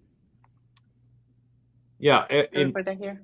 air gap environments where you don't have access to public infrastructure. And if, let's say, the validation requires access to external transparency log, those validations will fail because normally you restrict the environment to just the internal network. I think Singstore has a mode where you don't have to rely as well, but yeah, that you may gain something by doing the transparency log check. Cool. Yeah, I think we covered extensibility. Yeah, extensibility, and I think the benefits. One of the benefits is extensibility too. We'll talk about it. Okay. So I'm listening. yeah. So in terms of benefits, extensibility is mainly being able to integrate with your existing infrastructure that you may have already set up, operated, and Yeah. compliant internally, and you want to use those mechanisms.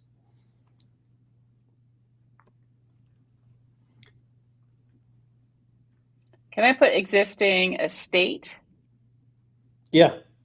Existing. It's a shorter word. It but fits. also future. So we don't know what enterprises will use in the future.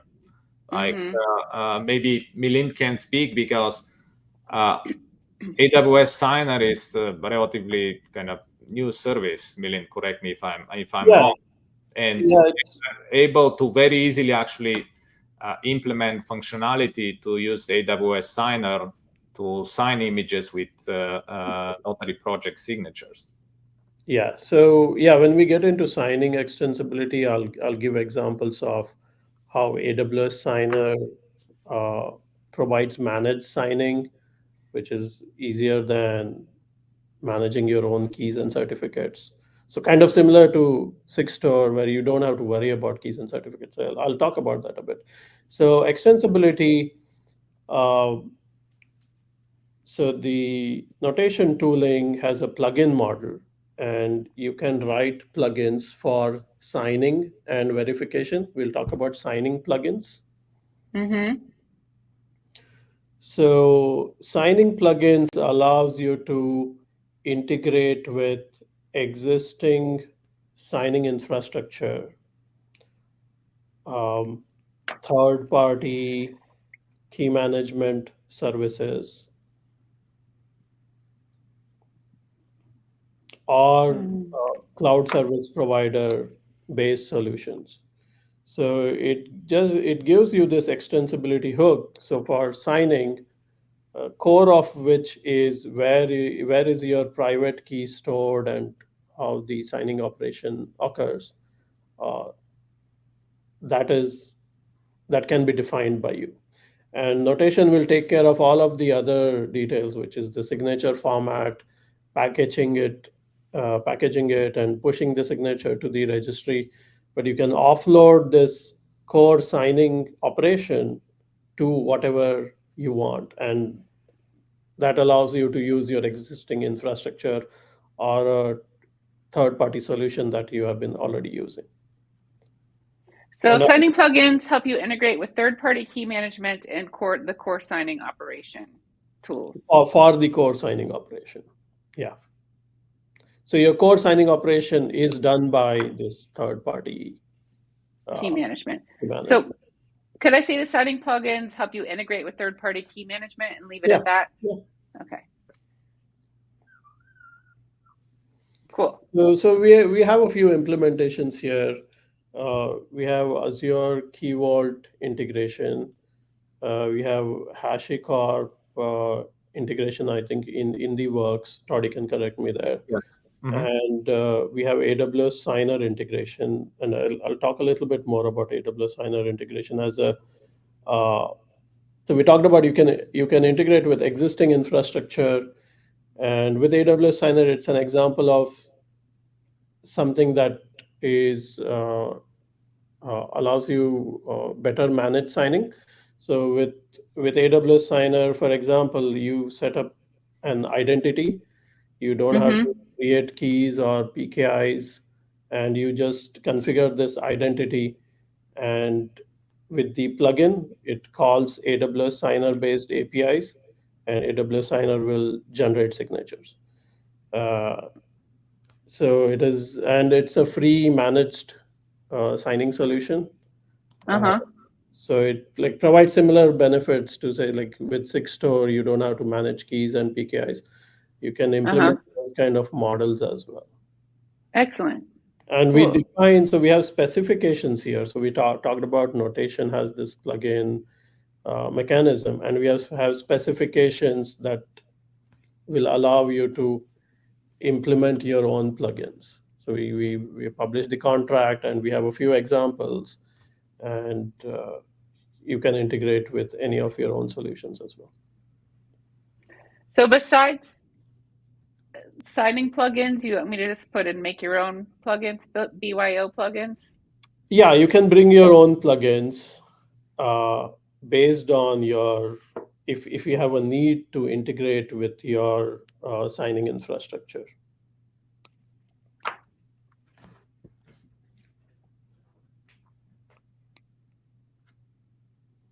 Cool. Is there anything else with extensibility? Not with signing. Toddy, is there anything you want to add on signing? No, I think that's all. Mhm. Okay, and then we have verification plugins. I started writing too big. I thought this was the end. Okay. Infrastructure. Wait. What was it? Plugins? Verification Identity? plugins. Verification. Oh, yes, of course. Okay. So verification plugins allow you to extend some pieces of verification logic. I want to be clear on both of these. So these plugins are implemented in a way that doesn't undermine the security values of notation or Notary Project specification. The notation tooling strictly controls the inputs and outputs. We have put a lot of thought into what data is actually provided to the plugin versus what is controlled and not shared with the plugin. So for example, with verification plugin, notation doesn't fully trust the plugin. Notation does its own signature verifications and tells the plugin, here, I've done all these basic verifications that I do, and you can do additional verification if you want. And I'll give you an example of it. So AWS Signer has a verification plugin which integrates with revocation checks. AWS Signer has a custom revocation checks that allows you to do both identity revocation and signature revocation. So for example, if you use a CA-based certificate authority, they generally support revoking a certificate or an identity. But with AWS Signer's revocation plugin, as an example, you can do signature revocation as well. Another thing would be, like for example, all AWS services have regional endpoints. So you don't have cross-region dependencies, etc. So you have, for revocation checks, you can make in-region calls rather than cross-region calls, which may have Oh, availability and latency concerns. ah, So okay. basically what it means is you can customize this the verification workflow, or extend the verification workflow to your specific needs. For example, you may have a transparency log hosted in your organization Mm-hmm. using some open source technology or your own custom technology. And as part Mm-hmm. of signature verification, you want to check that this signature does exist in my transparency log. You can do that Mm-hmm. with verification plugins. So those are like some of the scenarios and like actual examples of how we use verification plugin. The takeaway again Cool. is we have built base set of features, and we have given extensibility points where you can customize to your workflows and your processes. Yeah. And Excellent. there's one more topic which again is under extensibility. Mm-hmm. We're running out of space there, so I'll just mention it. Mm-hmm. Before that, Toddy, do you want to add anything more on the plugins topic? No, you covered it well. Thanks. All right. So, and this is again so all of the extensibility part is for integrators. These are not like directly visible to end users. End users will see benefits in their experience, uh, but these are like details for integrators to integrate with notation. So we have the notation CLI, that the tooling that you can use to sign and verify, but we also have libraries that third parties can use and directly integrate in their workflows. And Is yeah, are the libraries considered part of the notation? Part of notation? yeah, the libraries are managed under this. So notation is a reference implementation uh, Mm-hmm. managed by Notary Project, maintained by Mm-hmm. Notary Project, and composes of CLI and libraries. Mm-hmm. Cool. Thanks. And then the other part about extensibility is called signing schemes. And this generally means there are some trust models that uh, notation implements, and Mm-hmm. have some flexibility around implementing newer types of trust models. And I'll give you a quick example of this. Like with traditional signing, you have CAs, certificate authorities, and you Mm-hmm. have entities. Like in an example, like I came to you and say, hey, issue me a certificate, and here's how you can Mm-hmm. trust me, right? And I sign it.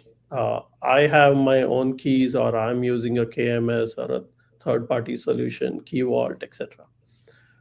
There are other trust models, for example, as a signing authority, not a certificate authority, a signing authority, which is a signing service. So the AWS Signer implementation is a signing authority, which means I go to AWS Signer, I trust AWS Signer, and I create an identity in it. And anybody that wants to consume the signatures also trusts AWS Signer.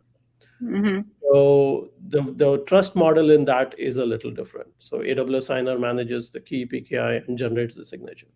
And we wanted to implement that kind of a trust model, which has certain customer benefits of you don't have to manage anything. So we Mm-hmm. so we implemented that through signing scheme, which is again an extensibility point for implementing different trust models. Mm-hmm. That can be again, uh, this is an open community, and we we welcome other ideas on implementing different types of models like um, tough or ledger based, transparency log based, and like other models can be implemented using the same extensibility mechanism. And this is for like Mm-hmm. creators and community to be able to extend this tooling as there are improvements made in this area. Mm-hmm. That makes a lot of sense. So you don't have to do another reboot again later down the line. Right. Yeah, It should be totally. able to Like grow with it you. all can be supported under the same umbrella and you don't have to reboot. Like the customer experience can remain pretty much similar, but you can change the plumbing inside. That's wonderful. This has been really great. We've covered a lot this morning, huh? If you feel like you've said everything, you've taught me everything that you wanted to, then I'm going to do a recap and go over everything that we talked about this morning and make sure I have a good understanding, or that Yeah, we I think do. we're out of space, but I think there's a Uh-huh. little bit about uh, verification in Kubernetes environments. I see a Uh-huh. small rectangle there in between where, where your head is. I think we could use that. Oh, will this cover my face? Sure. I don't, who needs to look through anything? I Toddy, can kind of peek over here. you want to Yeah. talk about the integrations we have with Kubernetes? Yeah, so they are actually, and very briefly around that. So on the verification side, and we just talk about the libraries. So there are two admission controllers that right now integrate with Notary Project signatures.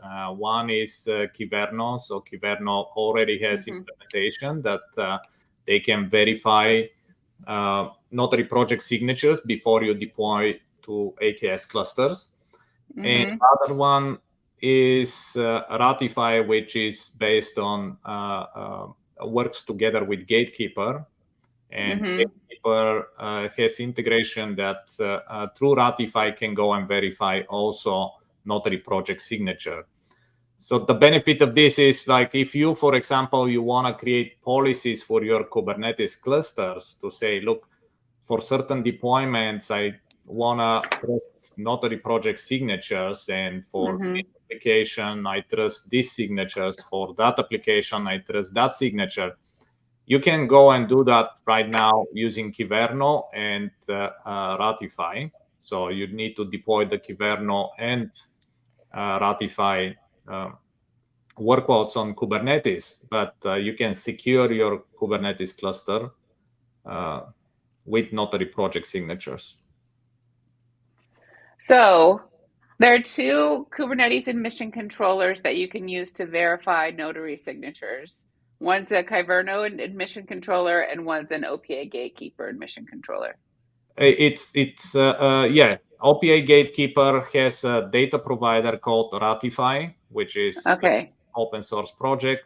So Ratify is the actual piece of software that does the evaluation of the policy.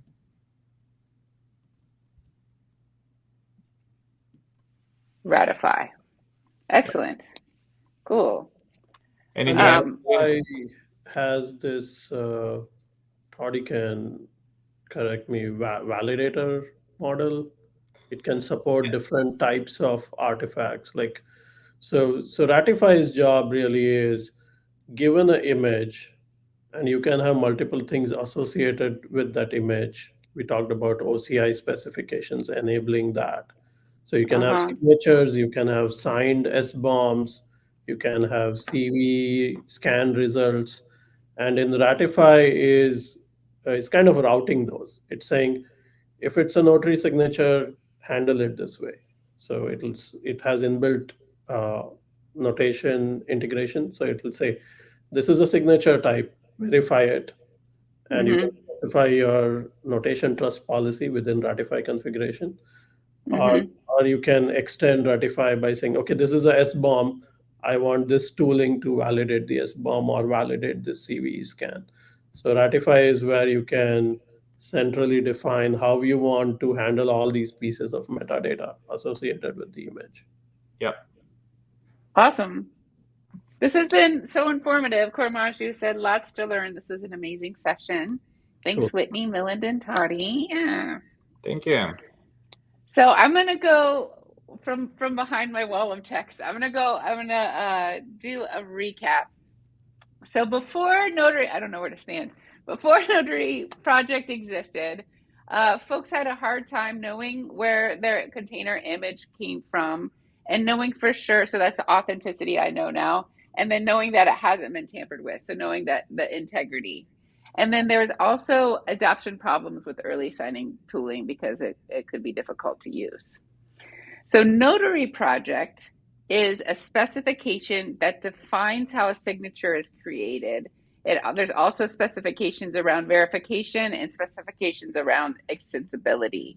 Notation is the Notary Project's supported implementation of this specification, but other tools can implement it too. And then Notation's implementation of the specification is a CLI tool, or it can be libraries. Now, before I started this session, what I knew of Notary was the legacy version, which is a legacy client server with which you can sign images. And that's, a lot of people use it, so it's being kept in it still is supported, it sounds like, but it's not, but Notary these days has to do with this specification. So what does it mean to trust an artifact? So there are two main things: integrity and authenticity. So authenticity is like you trust the source that made the artifact, or really the source that wrote the attestation that said they made the artifact. And then integrity is that you can tell it hasn't been tampered with since that authenticity was produced. We talked about how artifacts are everywhere: base images, app images, supporting service images, images made in-house, images made in third parties, SBOM artifacts. It doesn't necessarily have to be container images. And so signatures help ensure that all of these artifacts are not compromised, even if the sources and systems do get compromised. Also, these images, as they go through software supply chains, are going to change and move and go all over the place. And so we have systems, tools, processes. There's signatures happening at every step if anything's modified, but also the signatures from previous steps are traveling with the artifacts as they move through a software supply chain. So at any point, you should be able to trust what's running, what's happening in the system. So it's not just an end, like what's running in production. It's like what's running any point, any step of the way. We touched on a software supply chain generally: code, system, tools, process, everything that touches your application, your whole process of development and deployment of your application. It's a big and vast and hairy thing, a software supply chain. It can get very complex. So for background, we talked about attestations. So attestations are signed statements at a point in time. So it might be like, I built this image. That could be an attestation, and then I sign it with me. It could be, here's a software bill of materials of this image. That could be an attestation. Here's a vulnerability report. That is an attestation. But it represents the state at the moment that attestation was created. But that state is likely to change if we're talking about like an SBOM or a vulnerability report. And so for that reason, attestations can be appended with new information as it's discovered. So it's a great example would be as if a CVE is found. So an attestation is basically rich metadata. And when a signature happens, the signature is happening to the attestation. Is that correct? You're signing the attestations, Yeah, so that's why it's like you're not signing the artifact that the artifact is trusted. We're signing the attestation that whoever said the thing about the artifact is like the person who said that thing is the person who you think they are. Yeah, but and the attestation will have a reference to what artifact is referred here. So yeah. Okay, that makes a lot of sense too. So we talked about signing an image. So when an image is signed, it's the hash that's signed, and it's signed with a private key, and it's verified with a public key. So we're talking about classic PKI, private key infrastructure here. A certificate is a signed public key. So that's, as a newbie, that was a very confusing thing because public key and private key are can you still hear me? Yeah. I think my headphones are sad. Yeah, we can hear. Okay. It's signed by someone I trust. I'm just gonna charge one earbud while the other ones. Will you talk to me? Yeah, I can hear you. Okay, cool. Mm-hmm. So it's signed by someone I trust. So Notary Project, we talked about how it's a specification. There's a specification for how to create a signature. So there are three parts to that. It's like how to generate the signature itself, the signature format, and then the encryption standard. And that's part of what Notary Project is. So then those notary signatures are stored alongside the artifacts, and they can be used in the verification process. And then, as I mentioned already, those signatures will move with the artifacts as they moved around to different registries. And then we talked about signing formats, which has more to do with the integrity, that it hasn't been tampered with. Is that correct? So it is just how you represent these signatures, and there are multiple formats for that. Okay, so those formats can be, the most common is called JWS, which stands for JSON Web Signatures, which is a JSON format. But then there's a newer format called COSI. What did he? COSI, yeah, Mervyn COSI, which is CBOR Object Signing and Encryption. But basically, that one's a binary format, and therefore it's a lower compute to use, and so it's widely used in Internet of Things or edge devices and anything that's low power. And Notary supports both of those signing formats. And then we move on to verification. So now we need to verify the signatures. And so by default, notation, the tool notation, trusts nothing at all. So if you try to verify anything with notation, and when it's coming right out of the box, everything will fail because you haven't taught it to trust anything yet. So you use a trust policy to tell the notation tool what you trust. And so you specify two things in this trust policy. You specify a trust root, which has to do with who issued the certificate, which is like a certificate authority. And you also specify the identity of who signed it. So this is more of like an individual thing, like a person or a machine or whatever, a process. That helps to, so then we have verification levels that you can use. So strict, permissive, audit, and skip. And those are important because it helps you, if you want to start using signatures in your system, if you just turn it all on at once, it's going to break a lot of things. So you have these different verification levels, so you can slowly and incrementally adopt how your company adopt signatures, and eventually get everything to where you can do strict adoption, ideally.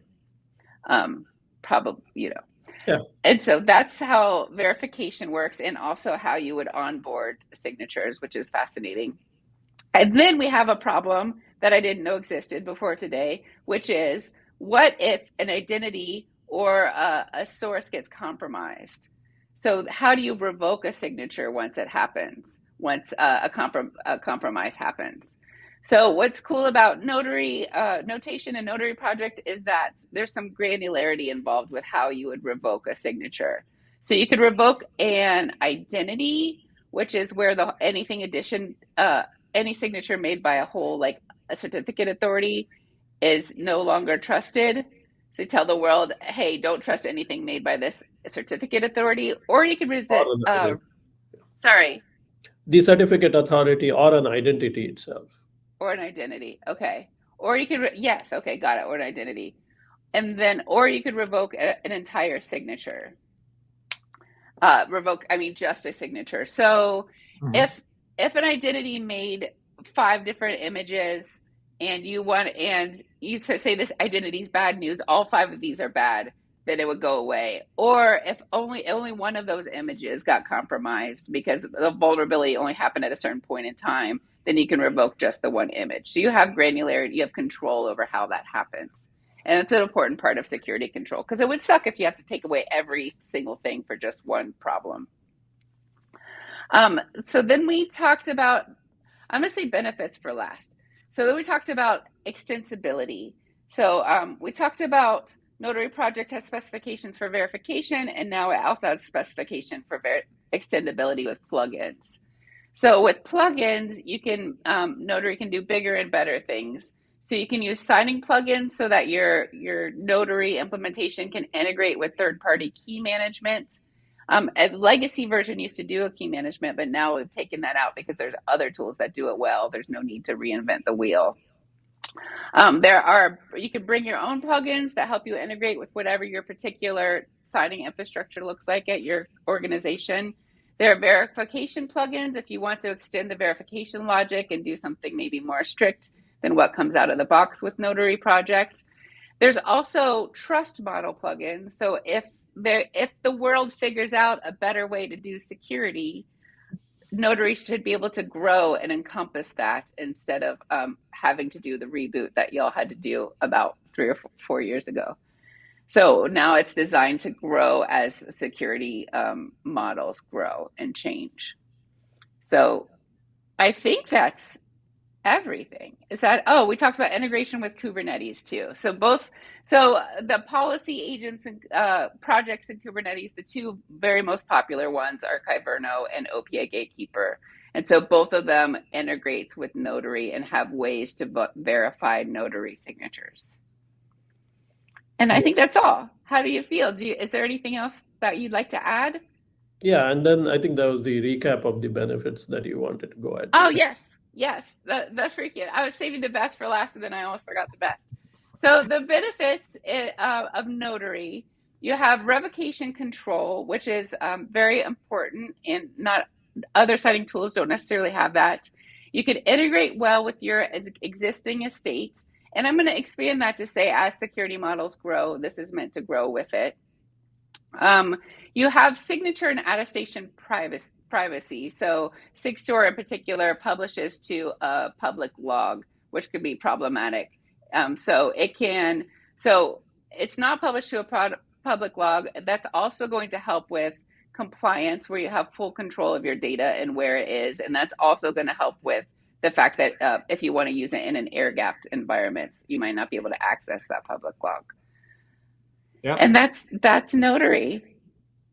Cool. That was a good summarization. Yeah, that was actually great summarization. So, well, thank you for that. Means you taught me well. We have a this might be the most full board yet. I have to agree with you. This is it's like, where'd Whitney go? I can hear her, but I can't see her. I'm really, really happy with this. This has been really fun, and I've learned so much. Thank you, Whitney. It was fun for us too. We really appreciate it. Wonderful. Yeah. This was a great experience, and I think your format also works great in terms of like starting with the basics and building on, and like the summarization at the end. Mm-hmm. Wonderful. Thank you. I warned you at the beginning, but the way we say goodbye to everyone here is by doing a little dance. Don't feel like you have to move your body too much. You can use this, whatever. I'm going to dance though. Yeah, here we go to say our goodbyes.